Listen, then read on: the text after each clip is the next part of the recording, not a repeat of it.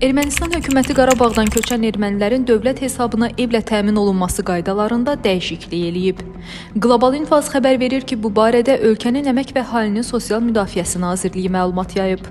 Nazirlik bildirir ki, Qarabağdan köçən ailələrin mənzillə təmin olunmasında dövlət yardımı proqramı çərçivəsində arayış almaq üçün ərizə blanklarında məcburi ailə tərkibində dəyişiklik edilib.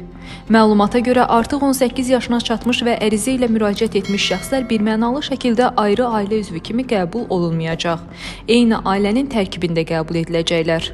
Qeyd eləyək ki, son zamanlarda Qarabağ erməniləri üçün nəzərdə tutulan sosial paketlərin həyata keçirilməsi ilə bağlı narazılıqlar artıb. Hökumətin bəzi qayda və tələbləri tədricən sərtləşdirdiyi bildirilir.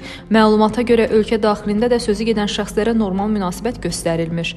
Həmçinin sosial ehtiyacları lazımi səviyyədə təmin olunmur. Hətta bəziləri təqiblərə məruz qaldıqlarını iddia eləyirlər. Statın sonu. Əziz izləyicilər, xəbərlərdən məlumat almaq üçün kanalımıza abunə ola bilərsiniz.